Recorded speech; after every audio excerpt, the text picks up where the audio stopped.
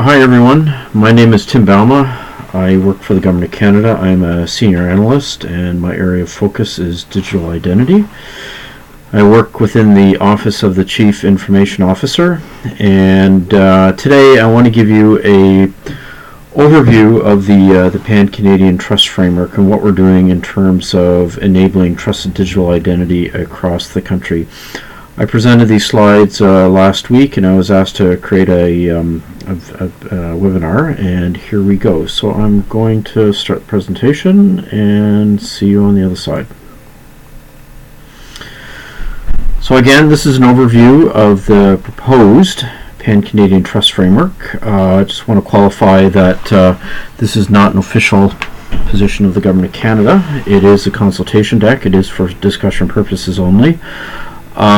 We do have versions of this. We're working on it with on GitHub, and I can provide you with that link later.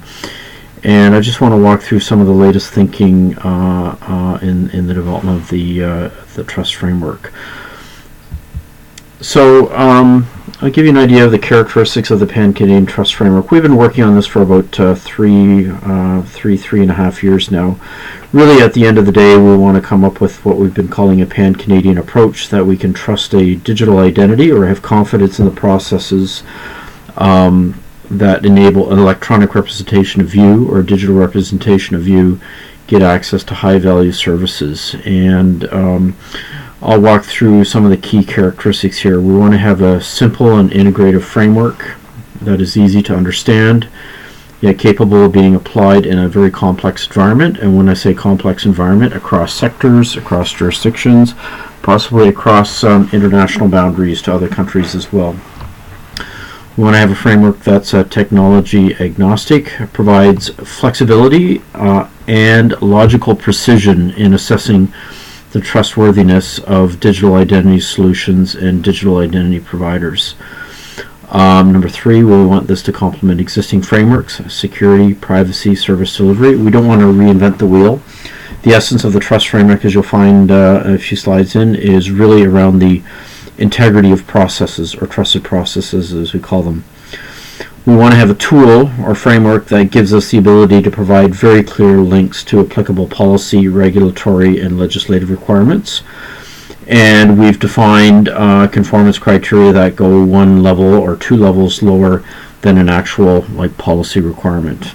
And finally, we want to have a framework that normalizes or standardizes key processes and capabilities related to digital identity. So this can enable cross-sector collaboration and ecosystem development. On to slide 3. I want to talk briefly about what we call trusted digital representations and trusted processes. What we've discovered is that we needed a higher order representation than trusted digital identity. We needed the concept of a trusted digital representation. That's basically a digital thing that may have rights and obligations or duties associated with it. Trusted digital identity of an individual is one of those, but we've identified some more, which I'll talk about a little bit later. So we have 3 trusted digital representations so far, and we've also identified what we call 24 atomic trusted processes, key processes or key state transitions that enable us to actually enable a trusted digital identity. And what we've discovered that these atomic processes can be grouped together to form various what we call compound trusted processes, such as identity assurance, credential assurance, notification, and consent. You will also hear processes like registration, identity proofing, program enrollment, service enrollment. What we discovered when we really tore those processes apart, we could actually decompose them into those Lego blocks, or those 24 atomic processes. Finally, we want the Pan-Canadian Trust Framework to be extensible and interoperable. We've got 24 processes so far, but we realize that we probably haven't thought of them all, and we can very easily add trusted processes as required. And we want to be able to map these trusted processes to some of the emerging interoperability frameworks, like the Vectors of Trust, which I believe is on the standards track with the IETF right now. We do levels of assurance, but we're looking at Vectors of Trust as well. Slide 4. just helps to situate the trust framework, which is shown in the lower part of the deck there. We have really identified this notion of a foundational identity, which really comes from government or the state, if you will. Foundational evidence of identity really originates from you being born within a jurisdiction, or entering a jurisdiction to live there, or becoming a citizen. So in our case, within the Canadian context, that's the provinces and territories, or immigration, refugee, citizenship in Canada. And really, that is an anchor that underlies the trust framework that's used by the public and private sector. The analogy that I like to give is what we have in Canada is the Bank of Canada for the financial sector. The Bank of Canada actually issues the currency and the Canadian dollar, and that is provided to or lent to the financial institutions, which then lend that out to organizations or people, and they deposit money. The whole economy is run on that initial money supply, but the banks don't issue their own money supply. They're using what's issued by the Bank of Canada. So the same analogy comes back to foundational identity. This really arises from the state, if you will. Doesn't mean you need it in all instances. You can actually create a trust framework where you don't use that at all, just as you can have currency issue, like private currency that's for stores or whatnot. You don't have to have a dollar underlying it. Same thing here is that if a set of organizations don't want to use the foundational evidence of identity, that's fine. But when you get into high value services like passports and getting social benefits or driver's license, it has to be backstopped by that foundational evidence of identity. On to the next slide, slide 5. I talked about the trusted digital representations. We've identified 3 so far. We have the trusted digital identity of a person. We've actually defined that within our policy instrument with Treasury Board. In essence, a trusted digital identity is an electronic representation of an individual used exclusively by that individual to access high-value services. You have the notion of trusted digital identities for organizations. They're a little bit different. We're still trying to determine what that actually means in terms of, yes, you have to have a real organization in existence, typically backstopped by a corporate registrar, but how that ties to authentication, etc., we really haven't defined that yet. And then finally, verified relationship. This is the idea that there are relationships between identities of persons and identity of organizations. Between persons, it could be a guardian, a parent, between organizations, beneficial owner, officer, proprietor, etc. And so we're in the process of defining that as well. Here's the guts of the model, the guts of the trust framework. It all really centers around this notion of a trusted process. And quite simply, a trusted process is an activity or a set of activities that result in a state transition in an object that can be relied on by other trusted processes. As the diagram shows, you have an input state. There is a trusted process, which we define conformance criteria. And if those conformance criteria are met during the state transition, we have an output state that can be relied on as quote unquote as a proof or a verifiable claim or verifiable credential by others down the line. And what we're really trying to do here is make explicit, formalize, and standardize the trusted process, the input states, the output states, and the conformance criteria. And that is the essence of defining the trust framework. As I said, we identified 24 atomic trusted processes, and they really center around identity assurance, credential assurance, and notification and consent. You'll see them listed here. I won't go through all of them, but I'll just highlight a few. For example, identity resolution. That's a process that is used to uniquely identify an individual within a population. So if you have a population of a province or of a country or of a program, you have a responsibility to actually uniquely identify that individual. How you do that with assigned identifiers or a certain combination of attributes, but there are key requirements around that. Identity establishment is the creation of an authoritative record about that individual or organization. Identity validation is confirmation of identity information, so on and so forth. So we've defined these processes around identity and credential and notification and consent, and you'll see how they're grouped a little bit later on. As I said, those 24 processes, they roll up into what we've been calling compound trusted processes. For example, identity assurance. Really, the major state transition, or the gross state transition, is evidence of identity, going through these trusted processes to create a proof of identity that you actually exist. And if you go through these processes here, if you can see them, and I talk about identity resolution, identity establishment, so on and so forth, you'll see the inputs, object input states and the object output states. So for example, identity resolution, you have non-unique identity information. There's a resolution process to get unique identity information. Identity establishment goes from no authoritative record to authoritative record.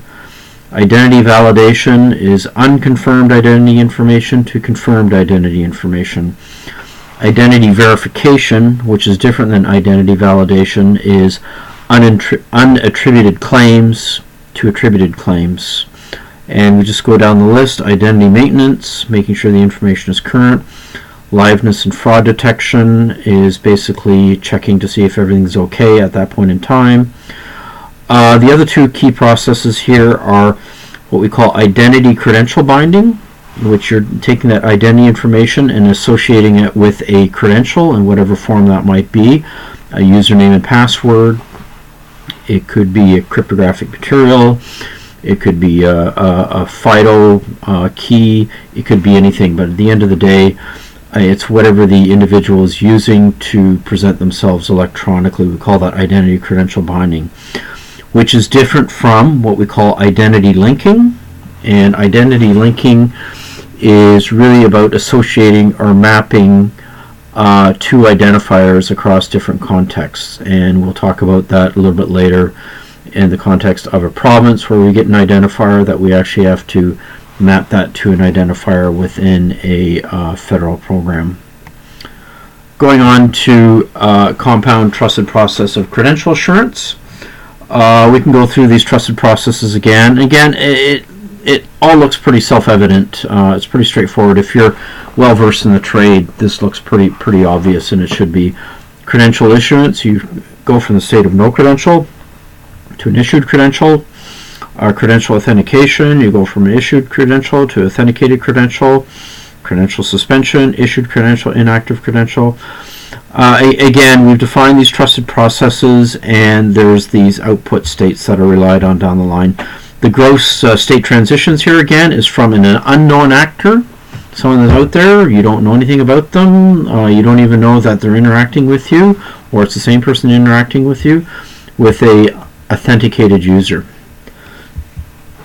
Then we have the compound trusted process of notification and consent. And this is really gaining all the permissions for using your identity information for the relying parties. And again, here we have the trusted processes. Validate authorization for consent. That's really saying, hey, can we actually use your consent? Providing notice, requesting consent, persisting or storing the consent, maintaining it, reviewing it, and providing some notification. So, and again, the gross state transition is from having no permissions from an individual to having permissions from an individual. So starting to tie this together, I talked about the trusted digital identity representation of a person. Really, the way that we've defined it in our policy is a set of trusted output states or proofs, and those proofs come from the identity assurance, it comes from credential assurance, and notification and consent. The other key piece here you see in the bottom, and we'll talk about it a little bit later, is that we're assuming that that trusted digital identity is actually being conveyed through a supporting infrastructure that we can trust, that we know that the privacy is there, security, etc. So when it's conveyed to us, we know that that infrastructure is actually providing that conveyance. So coming back, when we're looking at a trusted digital identity to accept and rely on in a federal program, for example, looking at those trusted process outputs or proofs, you can actually conceptualize a trusted digital identity as a set of trusted process outputs or proofs that are independent of the conveyance method. And it's really important that we recognize that there's traditional SAML integration with federated identity providers. There's OpenID Connect. We're also recognizing that there are some new conveyance mechanisms that are coming about, namely decentralized identity or decentralized identifiers, verifiable credentials. At the end of the day, what these things are doing are conveying proofs from point A to point B. And so depending on the ecosystem, some of these trusted processes may be carried out by multiple parties at different points in times, or the same party all at once. What we've done is really simplify or abstract the concepts of a trust framework, that when we're trusting a digital identity, it's a set of proofs, and how they're assembled upstream is really another set of details that we can actually abstract away. The trusted supporting infrastructure, as I said before, this is not the core essence of the framework, but we recognize that there's a whole series of existing tools and assessment methodologies and frameworks that we can leverage around digital service delivery, service level agreements, user needs experience, communication, privacy and security. We also have privacy impact assessments, security assessment and authorization processes. There's a whole bunch of stuff around audit and logging, federation in interoperability standards and specs. There are some technical specifications that we need to abide by. There's some governance around endorsements at the pan-Canadian context, jurisdictional endorsement, pan-Canadian endorsement, and a bunch of stuff around service authorization, access control, resource management, etc. We just recognize that they exist. We actually put them in that box of what we call trusted supporting infrastructure. As I said, what we learned when we did the analysis with the province and the federal programs, we found that there was a lot of variation in terminology of the business processes, like identity creation, credential creation, identity confirmation, so on and so forth, trusted digital identity creation, service enrollment. When we really looked at these processes very closely, for example, on the next slide, identity confirmation, we could break these higher level processes into those atomic processes that we had defined earlier. And again, what's nice about this is that we can take pretty much any business process now that's relating to identity proofing or service enrollment, and we can map it to those atomic processes, or deconstruct it and map it.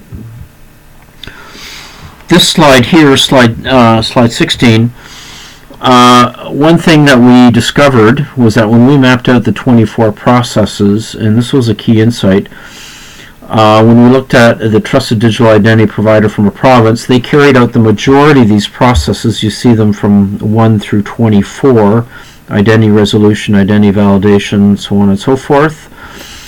But we also discovered that when a relying party, a service provider, was accepting the trusted digital identity process, or trusted digital identity, they had to carry out some of these very same processes again, but within a different context. And that's where we discovered that there was a lot of confusion.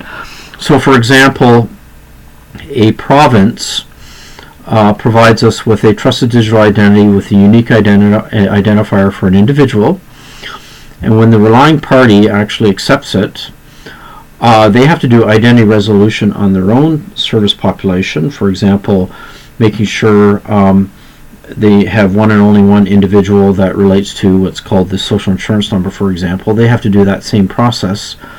They have to create their own record within their own system that relates to that identity, and oftentimes they actually duplicate the name, date of birth, etc. for their own records.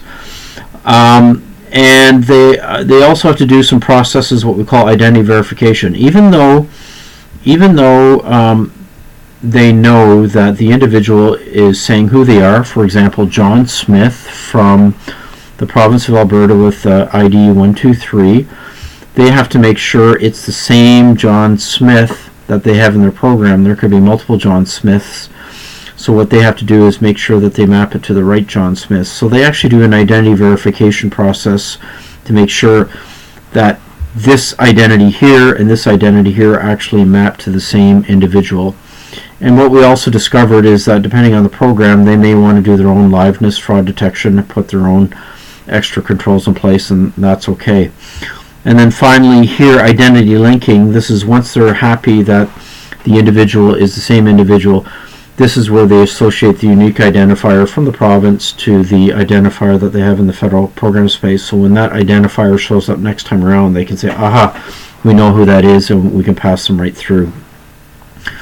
We also discovered, like in terms of like all the stuff around notice and consent, the trusted digital identity provider, in this case the province, was asking it within the context of their digital identity program.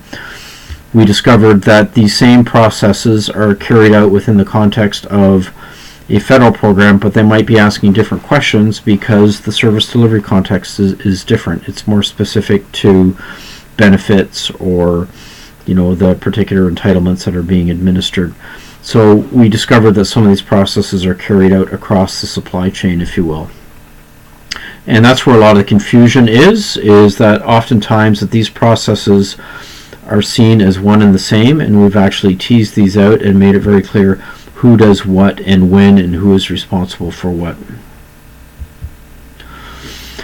Now we're getting into some more detail here. We've taken those 24 processes and we've put it on a chart, if you will. And when we're assessing a provincial identity provider, these processes in green are the ones that we're actually assessing with the conformance criteria that we've defined. And again, we've mapped these atomic processes into the higher order processes like identity creation, credential creation, credential authentication, confirmation, binding, notification, and consent. So really that's what we're focusing on for a trusted digital identity provider. The next slide shows a relying party. If they were not using a trusted digital identity, they would have to do all these processes anyway. Like it's not in green, but the point here is that what we've discovered is that these 24 atomic processes, they do have to be carried out. And if a relying party is not using a trusted digital identity provider, they have to do all that identity proofing, they have to do all that credential authentication. That's a big overhead for a program. But if you actually use a trusted digital identity provider, and you can see the example here, all of a sudden there's all these processes that you no longer have to do. And that's actually the big savings, or the essence of the business case, is that a relying party, if they are using a trusted digital identity, in our example, in our case from a province, they no longer have to do all the stuff around credential creation, credential authentication, etc. And all the stuff related to identity verification and identity maintenance or fraud detection is just very specific to their program. So there's big savings to be had there. This slide here, trusted processes and conveyance. When we laid it out and started to think about how these proofs would be conveyed, you'll see the dotted line in the middle, dotted box here in the middle. We discovered that by us focusing on defining the trusted processes, what the output states are, how they're relied on down the line, all of a sudden it makes it very clear to us is that we're not that concerned about the specifics of the conveyance network or the architecture of it. It could be a traditional centralized model, it could be a decentralized model. Absolutely, of course, we're concerned about the integrity of that infrastructure. But you know, those are questions that we can actually keep apart from the trust framework itself, and that enables us to entertain at equal footing different types of conveyance mechanisms. Again, you have the traditional payment network providers that are starting to develop digital identity capabilities on their proprietary rails. There's just the standard integration stuff that's been around in the identity world, like SAML, OpenID Connect. But then there's the emerging space of verifiable credentials and digital wallets. It really can fit in that dotted box there. So it really enables us to really compartmentalize the analysis. Number one is really focus on the integrity of the trusted processes, how a provider can provide a trusted digital identity, how a relying party can accept it or consume it or risk manage it, and then we can actually look at different network options in the middle, and they can actually coexist if they're standards based. We're also looking at the idea of incorporating vectors of trust. That's a proposed IETF standard. What's been defined as identity proofing, primary credential usage, primary credential management, and assertion presentation. We're looking at this closely to see if we can get away from levels of assurance. We've discovered that's kind of problematic, and we think we can come up with a more fine-grained scheme that fits the needs of government, defining government requirements or commercial requirements, and the vectors of trust are actually looking very promising. And the final slide is really just a data modeling slide. Again, when we did the analysis, we really took a hard look at just the very essential relationships between person and organization, what it looks like fully normalized. Realized that we needed, for the purposes of our trust framework model, we needed to have like an associative entity, what we call a verified relationship. Again, this deck is more for discussion purposes, really intended for technical folks, not really presentation. We'll come up with some higher level and more simple presentation decks, but at the end of the day, that's the essence of the trust framework. I'm just going to put myself back on the screen here. Quite happy to discuss this with anyone.